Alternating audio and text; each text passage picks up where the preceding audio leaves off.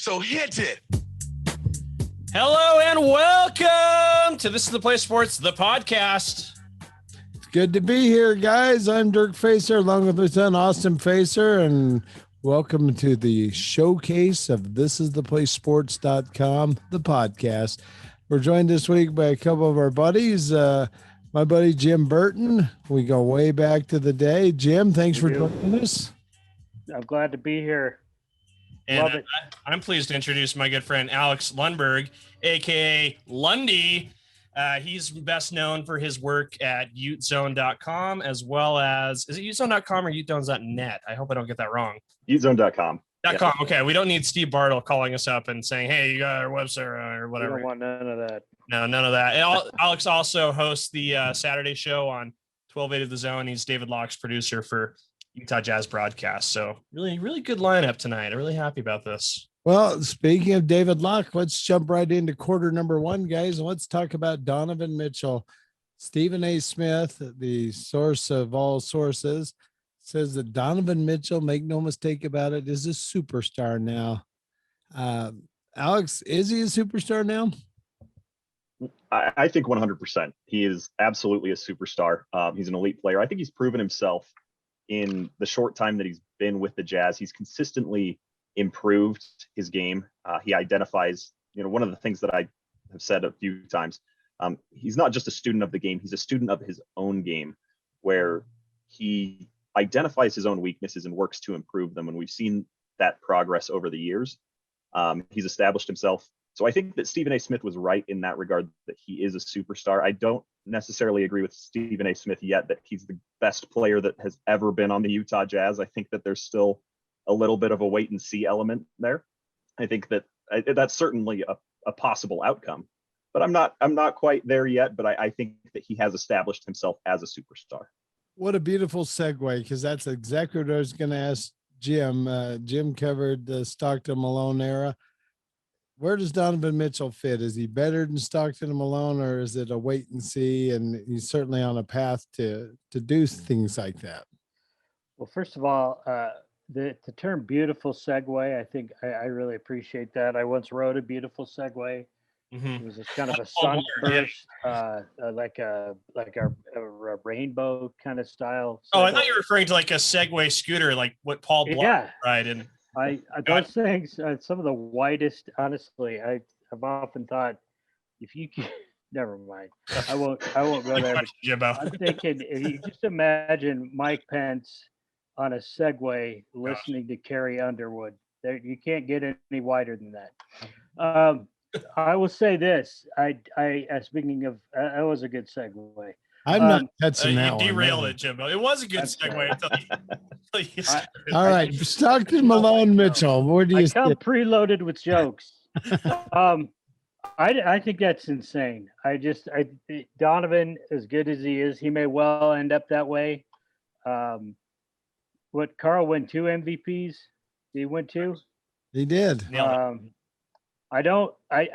think you got to go a ways. I think you take this, you consider the source on that. I mean, I totally agree that I agree with the concept that the man is a superstar right now. He's a bona fide NBA superstar right now. And I catch Stephen A. once in a while on the TV, on the old TV box, and he's entertaining. I don't believe that. I like I said, consider the source a little bit in that some of these hot take mavens, these guys don't really believe. I don't think they believe what they say. I think they just say whatever they, what's outlandish. And in Stephen A's mind, I think that's what he was doing. But when he talks about how in order to stop the Jazz, you gotta slow down Donovan over the long haul, and I appreciate that. But as far as the concept that I don't even know if Donovan is third best all time right now. He's got to be. Anderson's holding on to that for dear life. He's got to be close. I was thinking Jose Ortiz Raul Lopez would have something to say about that as well. Yeah. That's true. Junie Peanut Butter Lewis, I think, would be another one that comes to mind. Absolutely. Back when they had 7 rounds of the draft. No, I tend to agree with what's already been said. The man is a phenomenal superstar. He is. He's the face of this franchise, but he's not quite ready to be called that. That was just a hot take, and that was a screaming Steven hot take, if I could say that. Austin, we've talked about this a little bit. The 98 team, 97 team compared to the current team. What's your quick take on that? And then we'll jump to the second quarter. You know, we did that simulation on NBA 2K21, and which was a little absurd. I think Rudy Gobert did like a crossover dribble between his legs at half court that kind of really derailed the legitimacy of that project. But gosh, you know, I just tend to think like the way the modern NBA is, I think the scoring is so much faster in terms of like, you know, the way this current iteration of the Jazz can hit 3-pointers or get an easy alley-oop at the rim. I think I really think the new Jazz this year's Jazz, I should say, could just blow the old team away in terms of just being able to score much more efficiently. How dare you? No way. I will die. How dare you? I am Good so thing right. is we'll never know. And if they don't get to the Western, Let me ask you this. if they don't get to the NBA finals, there's a difference. What's worth more points? A corner 3-pointer from Joe Ingles or a mid-range jump shot from John Stockton? What's worth more points? Get to the finals first, young fella. Okay. I think that discussion also comes down to which era's rules they're playing with. Ooh. Exactly. Good point. Whoa, Yes. that's the young man point. makes a point. Back then, That's you, why we brought Alex. That's why we brought Lundy on the back show. then you Ooh. had to sharpen these elbows to get a basket. Well, I think the toughness factor comes. I love this debate that Austin brought up there, though. That's pretty cool. I love that. I love those debates. So Even if he's that's fine with completely me. wrong. But I've never I been. will say once again, how dare you, sir? exactly. But let's go to quarter 2, guys. The Phoenix Suns of all teams are waiting in the Western Conference Finals. Alex, what's with the Phoenix Suns? How come all of a sudden they're good? Is it Chris Paul or is it a combination of things? You know, I think that Chris Paul allowed Devin Booker to really kind of evolve and become the style of player that he was always meant to be. He doesn't need to be the facilitator. He can be the scorer. But yeah, I think it is Chris Paul that really was the catalyst that took them to this level where they've been able to find all of this success. And, you know, credit to the Phoenix Suns. You know, I did not expect anything like this when I heard Chris Paul was landing there. And I think the biggest surprise for me is not just Chris Paul's level of play after so many years in the league, but the fact that for the first time since Chris Paul was drafted, I've actually found myself enjoying watching him play. I might get kicked out of the state of Utah for saying this because, you know, in the past I never liked Homer. Yeah, Lundy. I never liked watching Chris Paul. I always just had a bone to pick with him, but I can't help root for the guy this year. He is fun to watch, and I really, you know, outside of the Jazz, he's the player that I want to see succeed. Jimbo, the Phoenix Suns, your boy Kyle Macy used to play for. I know. I was thinking That's, Alvin Tom Adams, Chambers, Alvin Adams, Paul Chuck Westphal. Robinson. Okay, not kidding. Now I went to we were at the ballpark today, and I saw a guy who looked exactly like Rex Chapman there. Exactly like him, and I kept egging him on. Rex Chapman, like every time he walked past me, and he was pretty happy about that. So. But Jimbo, did you ever think in our lifetime Chip off the old block, man. you'd be the Phoenix Suns? Tell me, I mean, did you ever think? No, not since I was 12 years old in '76 when the Celtics and the Suns went at it, and I would dare to say the most epic NBA battle of all time. Was it 4 overtimes? That was, to me, that actually made me a Boston Celtics fan as a young buck. No, the last time the Suns sniffed the NBA Finals was when I was playing for them in 2K in my NBA 2K13, which I've often endorsed on this program. I've heard that, yeah. Yes, and I did in fact lead the Suns to at least one NBA championship that I can recall before opting out of my contract. Mm-hmm. But no, I actually I think it's awesome. I think it's great for basketball. I love the parity that we've seen in the league. I love the fact I know there are probably some TV executives that are just wetting themselves over the concept over the thought of small market, Utah, Milwaukee, or something like that.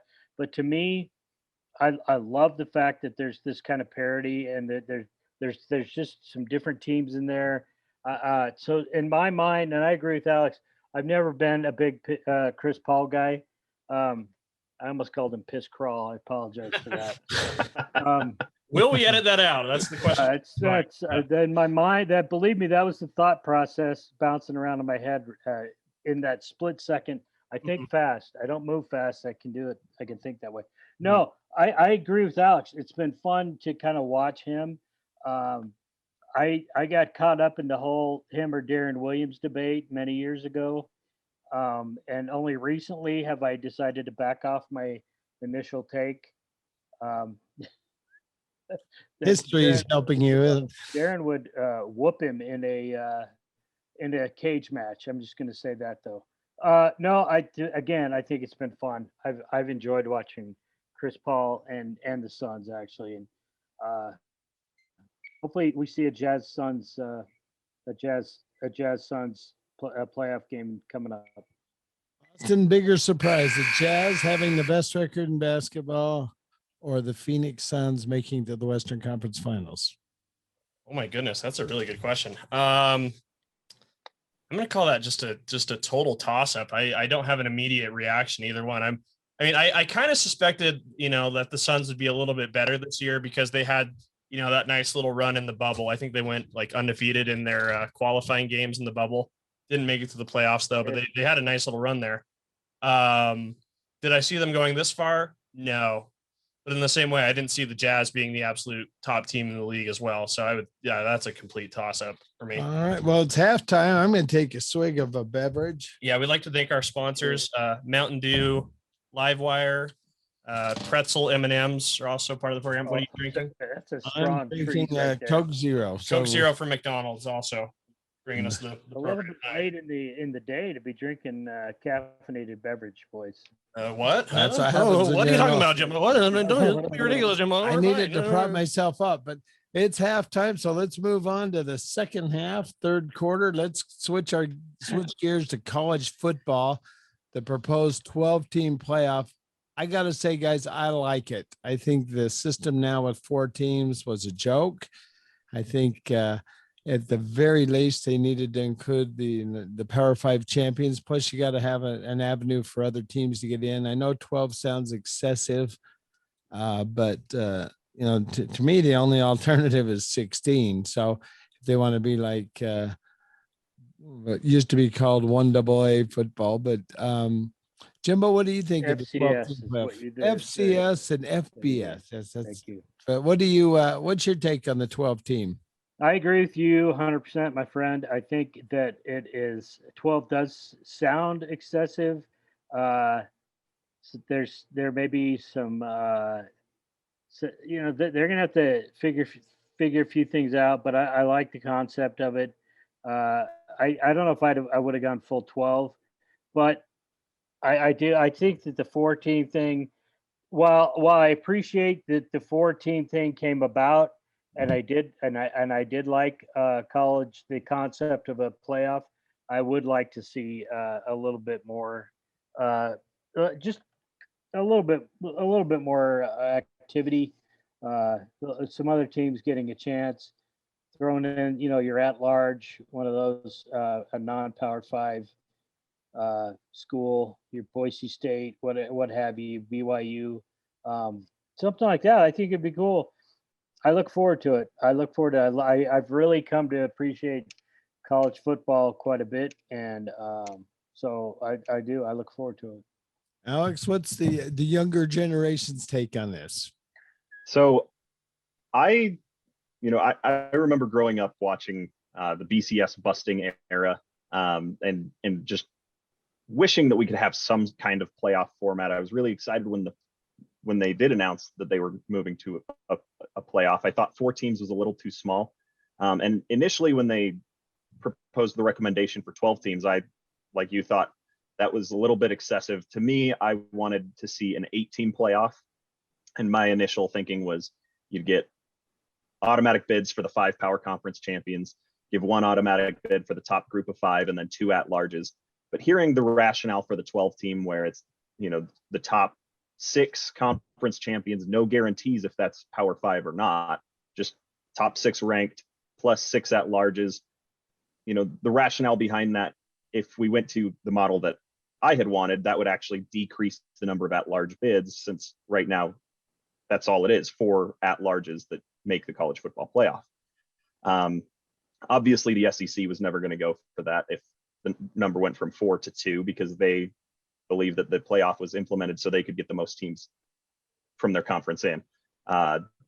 So the more I hear about the 12-team playoff, the more I'm on board with it.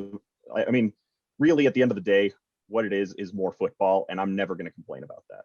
Yeah, I think you're right. And it probably should have initially been an 8-team thing. And I like the format you had, even though, now we're jumping up to 12, but it makes sense. Austin, do you like it?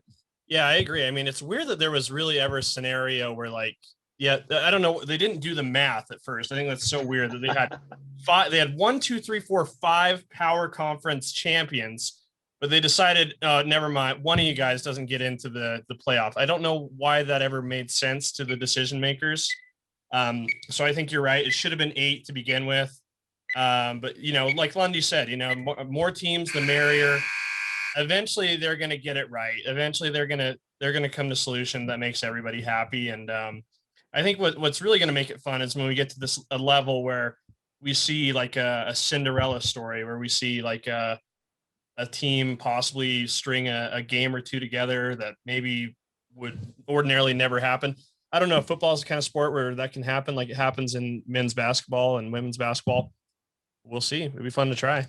With the 12-team playoff concept, I'm going to go ahead and go Stephen A on you and say Alabama will never not be in the college football Agreed. playoff. Completely agree. Yeah, I just don't see any way. Number 13 one not. year. Okay. Nope. I hear you. I agree with you. Well, let's jump to the 4th quarter and let's stay with football, but let's move to the NFL. Jimbo, the Aaron Rodgers saga in Green Bay has been interesting to watch. Is it Jordan Love time in Green Bay? A whole lot of love. I let that be the name of somebody's fantasy football team. Anyone who dares go ahead and pick Jordan Love with one of their picks as their quarterback. No, I'm going to say it has been interesting. A few years back, I actually got to see a game at Lambeau Field, and it was fun. And I've always kind of liked the Packers since then, just because it was so cool to be able to see a game at that storied venue. And it literally is in a neighborhood. I mean, it would be like dropping one of the most famous stadiums in the world at the Centerville DI. Let's say in that little complex right near your home. Can you imagine what our property value would be? Oh, it'd go outrage. I bet people park on the lawn for 20. I could see, Austin, I could see your old man standing out there 100%. in the middle of winter, wearing who knows what, trying to take money from people, allowing them to park in the neighbor's yard as well as your own. Yep. So, but anyway, I've been disappointed in how Aaron Rodgers has handled all this. I really have. But I am looking forward to I would like to see Jordan Love be able to show what he can do. I mean, that at this point, that's all he can hope for. And as a fan of anybody who's played football in the great Beehive State, I wish them nothing but the best at the next level. And I'd like to see the kid get a shot. I really would. Alex, can Jordan Love live up to the expectations that have been made? I mean, obviously he didn't do a heck of a lot of winning at Utah State. They were good, but can he translate to the NFL game and keep the Packers up where they are? I mean, that's a really tall task to replace the reigning MVP. So it's really going to take. Yeah, it's, Yes. I don't think that he'll be able. I mean, never say never, but given the season that Aaron Rodgers has had, like, that he's coming off of, given just his legacy with the Packers, I think that anything short of a miraculous season from Jordan Love is going to fall short of expectations for Green Bay Packers fans. He can be good, but good isn't going to be good enough, because they've been used to Aaron Rodgers, and before him, Brett Favre. There's been a long legacy of great quarterback play. And in order to Matt Flynn had a good game. Yes. And Jim McMahon briefly. Don the Magic Man Mikowski. Okay, now Lundy can go back to his thoughts. We made our Sorry. no, it's okay. Don't let this pony run. I'm telling you. But no, I just think that, it would take an abnormal level of greatness from Jordan Love for him to live up to the expectations that have been set in the Green Bay franchise for quarterback play. All right, Austin, a couple of BYU quarterbacks may be in position to start as well. How about addressing that a little bit? I mean, Wilson's locked in, second overall pick. He's going to be the day one starter in New York. The guy that I think this is my NFL hot take that I'm willing to make right now in the summer. Taysom Hill is not going to be named the starter for the New Orleans Saints. I kind of can see this building to where the point where it's going to be a real source of outrage on Utah Twitter, right? But I fully expect Sean Payton to hand the reins over to Jameis Winston for next season. I don't think there's any way that Taysom Hill is going to become the starter. I think his skill set is too. It just doesn't fit the mold of what is traditionally considered a regular starter, like a guy who plays almost every down. And I'm really looking forward to seeing how Utah County implodes when that happens. He's way too valuable as a Swiss Army knife. I just don't know why you would remove that aspect of your offense out of the arsenal. Just let him do what he does.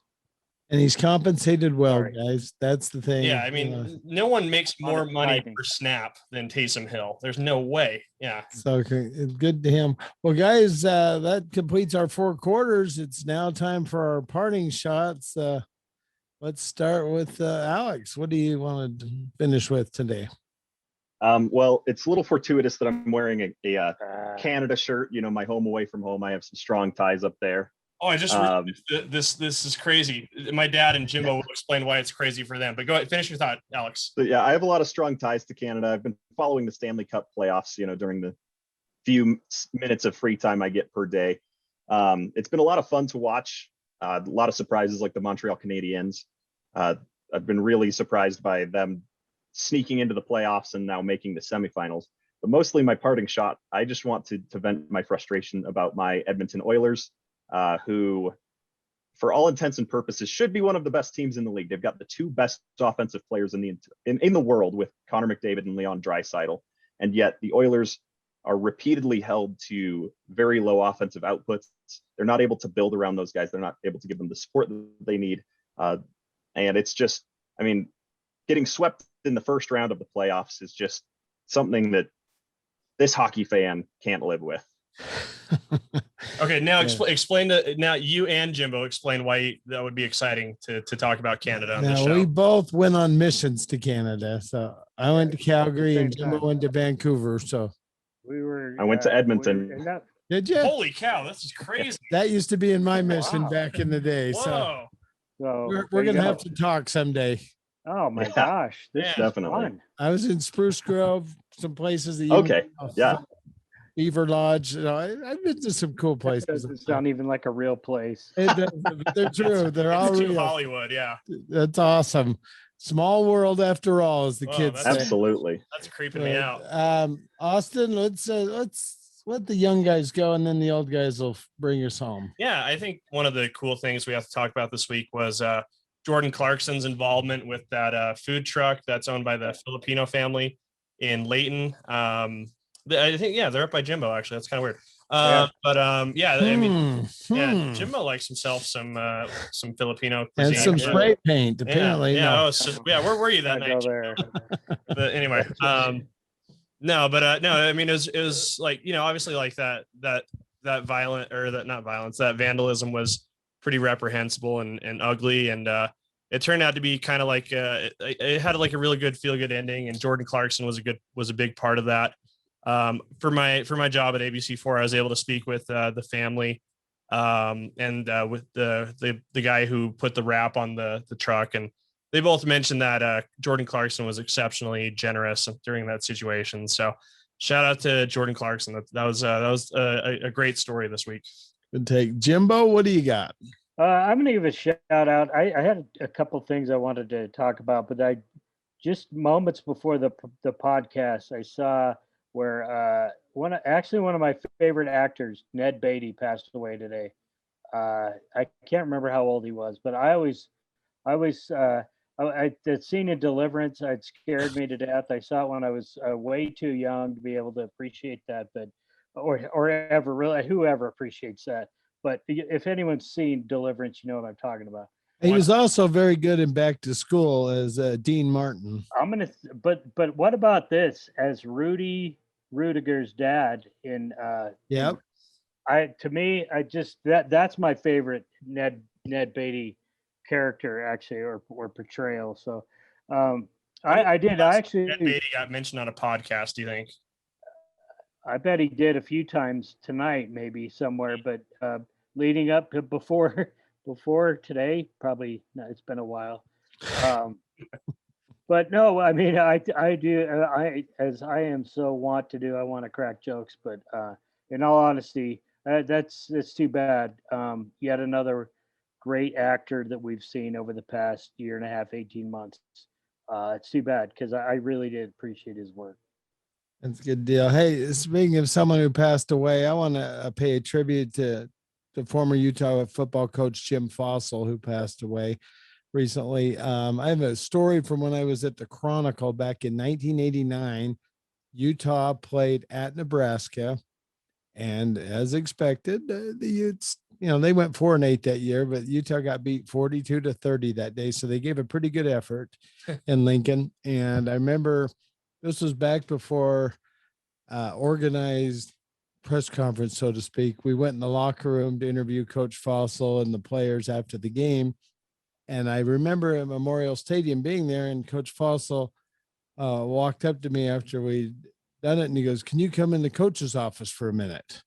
And so I went in the coach's office and thinking, oh gosh, he's going to rip me for something. I put in the chrony some smart aleck comment, and I'd written a column during the week, and he said, "I just wanted you to know that I liked what you wrote, and I wanted to pay you a compliment." And I always remember that he was here, the Utes, getting a chance to play on a big stage like Nebraska, and he took the time to help some college guy and make a nice comment like that. And Coach Fossil was a real nice guy. And it was kind of fun to see him go on and get the Giants into the Super Bowl. And, I think he was 71 when he passed away. So it's far too young. And I just wanted to pay tribute and share that story that he was a real nice man. And I appreciate him. So, guys, thanks for your parting shots. It's now time for everybody's favorite part of the podcast, the drawing. And this week, we are giving away, free of charge to the winner, a Utah State Black Clover hat. Yeah, hit the links with an Aggie hat. Yeah, there it is. If you're watching the video of this, it's where it's there. So let's spin the wheel and see what we got. Here we go.